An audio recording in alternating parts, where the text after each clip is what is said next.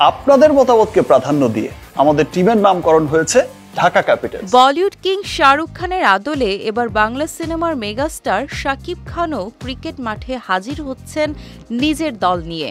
আসন্ন Bangladesh premier league বা বিপিএলে ঢাকার টিম কিনেছেন এই নায়ক।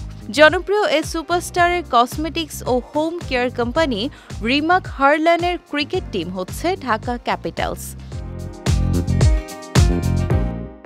2 সেপ্টেম্বর রাজধানীর গুলশানে রিমাক হারল্যানের হেড অফিসে ঢাকা ক্যাপিটালস টিমের মালিক হিসেবে লোগো উন্মোচন করেন শাকিব খান।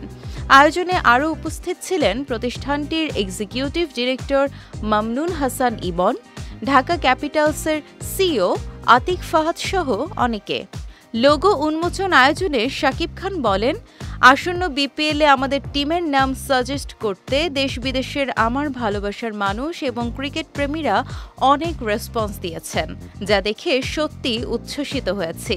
তাই সবার মতামতকে প্রাধান্য দিয়ে আমাদের টিমের নাম চূড়ান্ত করা হয়েছে ঢাকা ক্যাপিটালস। সকলের সর্বোচ্চ সমর্থন ও ভালোবাসায় ঢাকা ক্যাপিটালস অর্জন করবে কাঙ্ক্ষিত সাফল্য বলেও জানান শাকিব। বিশ্বব্যাপী জনপ্রিয় ইন্ডিয়ান প্রিমিয়ার লিগে বলিউড বাদশাহ শাহরুখ খান, প্রীতি জিন্তা, জুহি চাওলা, শিল্পা শেঠির মতো তারকা বিভিন্ন দলের মালিকানায় ছিলেন। আসন্ন 11তম বিপিএলের আসরের দেশের প্রথম চিত্র তারকা হিসেবে বিপিএলে ক্রিকেট টিম কিনলেন শাকিব খান। এই বিষয়টি ক্রিকেট প্রেমী ও ক্রিকেট সংশ্লিষ্টরা বেশ ইতিবাচকভাবেই দেখছেন, যার ফলে এরই মধ্যে দর্শকদের মধ্যে ঢাকা ক্যাপিটালস বাড়তি আগ্রহ তৈরি হয়েছে।